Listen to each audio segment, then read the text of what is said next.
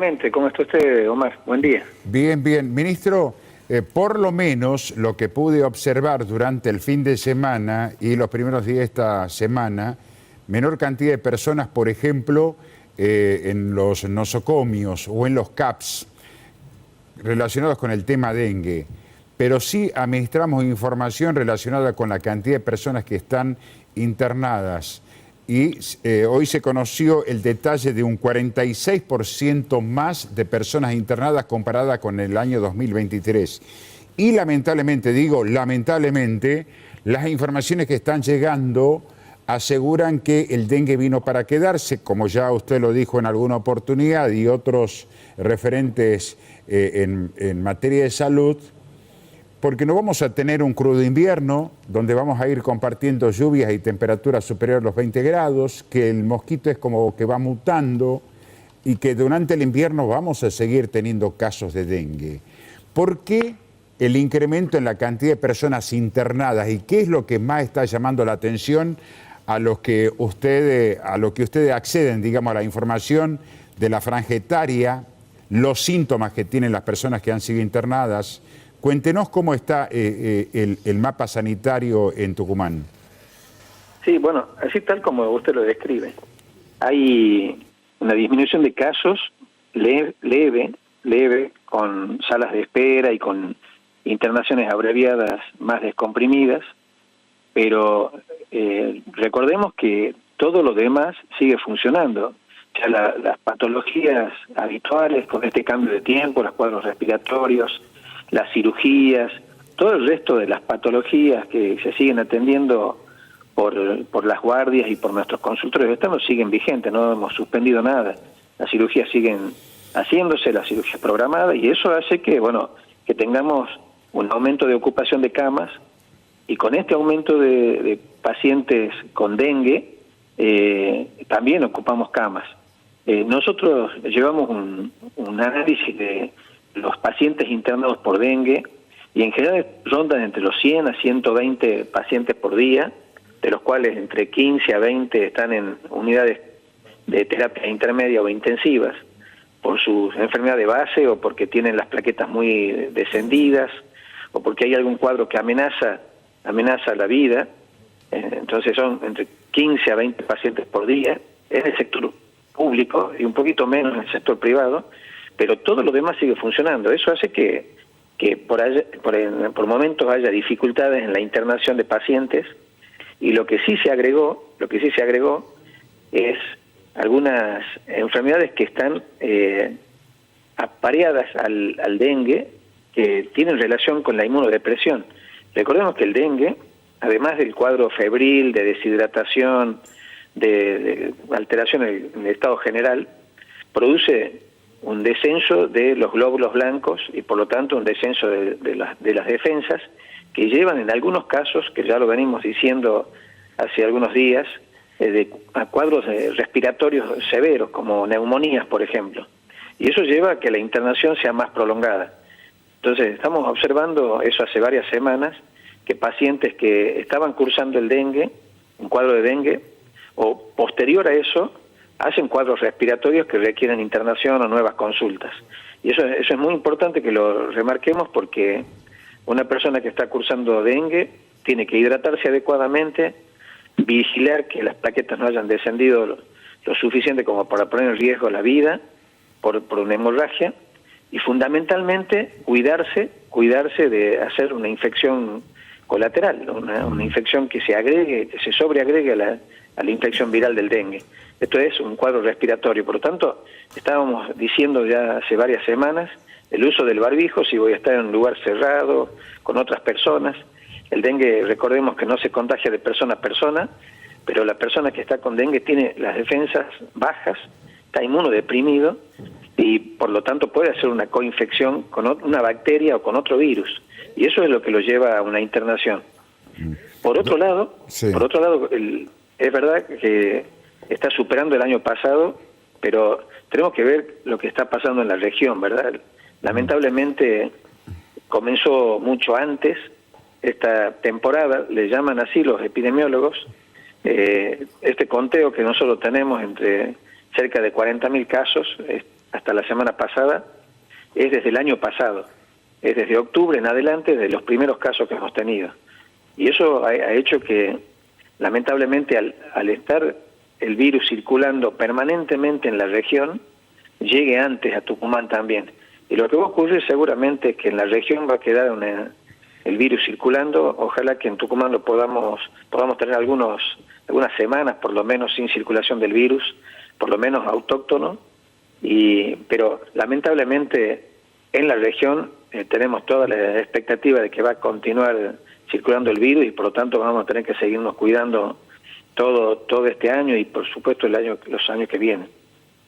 Doctor, me gustaría dar una ida y vuelta con ustedes porque hay cuestiones personales, familiares, que lamentablemente han fallecido, que nos está llamando la atención, incluso conversando con otros profesionales, la franja etaria de las personas que han fallecido, personas que van desde los 30 años hasta los 50 años, con algunos casos llamativos.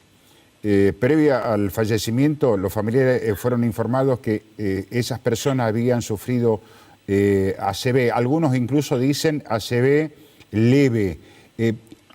Incluso tenemos algunos compañeros que han tenido ese inconveniente con sus familiares.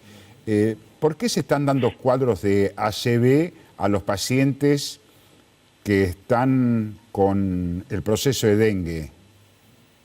Bueno, esta enfermedad produce deshidratación severa.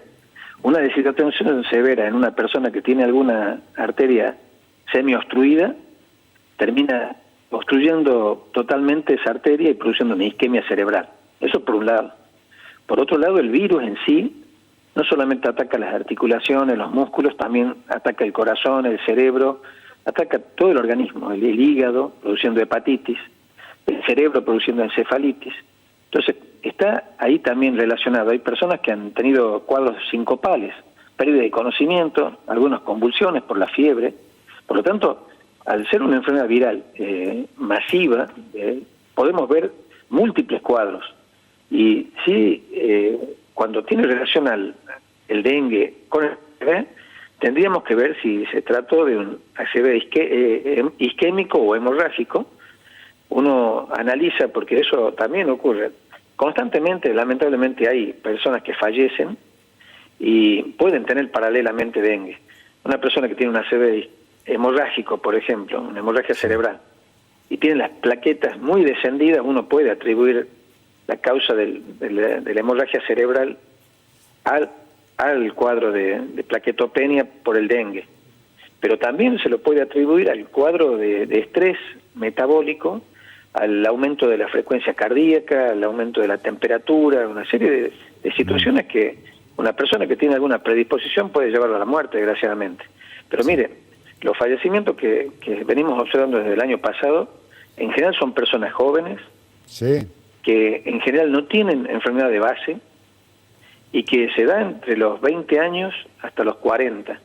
Y son personas que a veces no han tenido una hidratación adecuada. Este año hemos visto sobre todo cuadros de deshidratación severa que no fueron percibidas adecuadamente y a tiempo, porque lamentablemente las personas jóvenes tienen mecanismos de compensación que son mucho más efectivos, y la persona no percibe, no tiene síntomas marcados y lo llevan al límite de perder la vida, y los síntomas por ahí son la hipotensión arterial. Una persona que tiene una baja de presión arterial, joven, es probable que ya esté cerca del shock, un shock irreversible, un dolor abdominal intenso que está traducido porque hay una extravasación de líquido en el abdomen, en el peritoneo, alrededor del hígado. Bueno, ese es son síntomas muy cercanos al estado de shock. Por lo tanto, por eso es que nosotros venimos insistiendo en la consulta. Podríamos decir que una persona con fiebre, joven, que se puede hidratar, no consulte, y nosotros decimos sí, consulten. A pesar de que eso nos genera mayor volumen de pacientes atendidos, pero queremos tener la constatación de cada paciente con la mejor calidad posible, para hidratarlos. Ustedes Sí. han podido constatar cómo hemos generado salas de hidratación, con estaciones de hidratación, con sillones, con portazuero, que rápidamente hidratábamos a los pacientes, y es innumerable la cantidad de pacientes a los que se les salvó la vida por hidratarlos adecuadamente y rápidamente. Doctor, Pero, ¿por qué hay pocas plazas en los hospitales públicos? Ayer el caso de un familiar, un compañero de trabajo,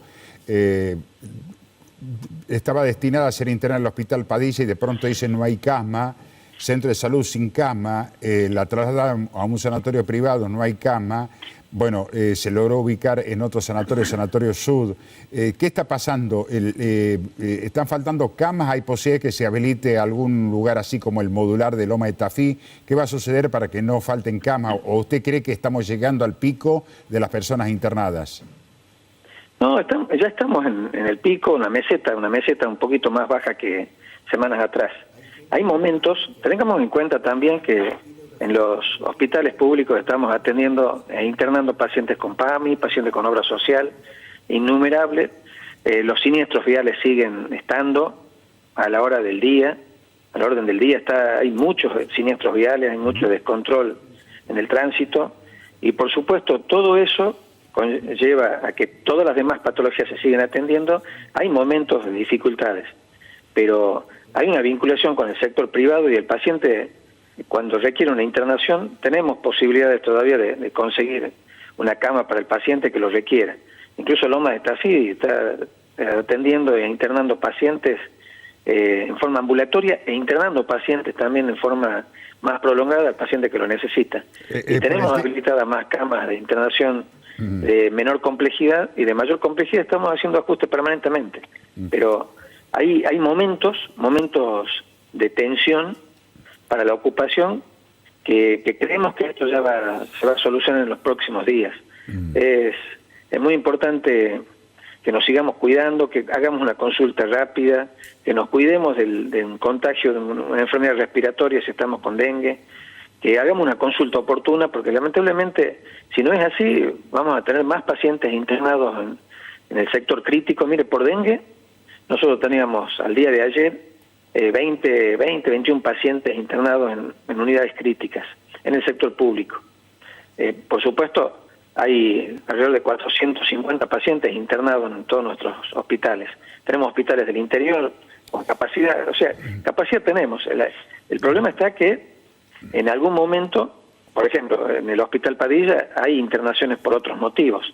Pacientes que han tenido un accidente cerebrovascular, pacientes que han salido de trasplante, pacientes que con siniestros viales. Hay otra complejidad. Por eso el paciente se lo direcciona, fundamentalmente si tiene obra social, a su obra social, si es que se lo puede trasladar. Sí. Perdón, doctor, ¿cuántas personas están registradas fallecidas, digo, por dengue en lo que va del año, y cuántos resultados están esperando el Instituto Malbrán? No, mire, tenemos 11 pacientes notificados ya confirmados. No enviamos al Malbrán ya para confirmar. Se hace un análisis cuando fallece una persona. Tenemos varias personas, muchas personas ya descartadas que sean por dengue, porque son personas que han consultado con un paro cardiorrespiratorio, fueron llevados con paro cardiorrespiratorio, y tenemos en análisis entre 5 a 7 pacientes más, que en los próximos días, en ese análisis que se hace con los efectores que lo atendieron al paciente, ya sea público o privado, más un análisis que hace la Dirección de Epidemiología, y un grupo de expertos hace una evaluación, si tenía la serología, el motivo, las causas que tenían previamente, se hace un análisis de la historia clínica y luego lo notificamos en la sala de situación. Nosotros hemos notificado 3 pacientes más el fin de semana, este lunes, y ya llevamos 11 pacientes notificados desde el año pasado hasta ahora. Bueno, Ángel Suárez le saluda. La última de mi parte, porque es importante la palabra de un profesional como usted. ¿Cuánto tiempo fehacientemente tiene que tener un paciente que se ha contagiado de dengue de recuperación? Porque algunos dicen 5, 6, 7 días y ya vuelven a trabajar y después vuelven a recaer. Otros dicen que tienen que tener mínimamente 15 días. ¿Cuál es el periodo de recuperación para que la persona vuelva a normalizar su situación? Bueno, es una buena pregunta, porque el dengue es una enfermedad infecciosa que varía mucho en la capacidad de respuesta y el grado de afectación de cada persona. Hay personas que tienen dengue prácticamente desapercibido, con muy pocos síntomas, que esa persona en 5 o 7 días ya está totalmente recuperada. Pero hay otras personas que incluso no tienen nada que ver con el estado previo, que son muy afectados. El periodo de estado, yo me tengo que extender en una parte. Una enfermedad infecciosa tiene un periodo prodrómico, donde dice la persona, parece que me estoy por enfermar. El periodo de estado, que es donde están todos los síntomas, por ejemplo, en este caso la fiebre alta, el dolor de cuerpo, la deshidratación, vómitos o diarrea, puede tener cuadros de encefalitis. Bueno, esa persona es el periodo de estado. Y después viene el periodo de recuperación o de convalescencia. Ese periodo de recuperación es tan prolongado como tanto ha sido afectada la persona en el periodo de estado de la infección. Por lo tanto, es muy personal. Hay personas que pueden estar dados de alta a los 5 días y están perfectamente, y otras personas que fueron muy afectados durante el curso de la enfermedad y necesitan 10, 15 días. Esto es una indicación de alta del médico que lo atendió al paciente. Por lo tanto, acá no se puede decir el dengue está de alta a los 7 días, ni a los 5, ni a los 15. Es muy personal. Y sí es muy importante, por ejemplo, incluir en este análisis una persona que tuvo descendido los glóbulos blancos, no debería volver a trabajar si todavía está inmunodeprimido y está con muy mal estado general. Una persona que vuelve a trabajar prematuramente, seguramente no es que va a tener recaídas, pero va a tener un estado de deterioro que lo obliga a hacer reposo y que va a ser muy difícil que trabaje. Por eso, la pregunta suya es muy compleja de dar una cifra exacta, porque depende de cada persona, ¿no? Esto no es matemático, no es como el COVID asintomático, que le decíamos 5 días y vuelve a trabajar con el barbijo y 2 días más con cuidados especiales.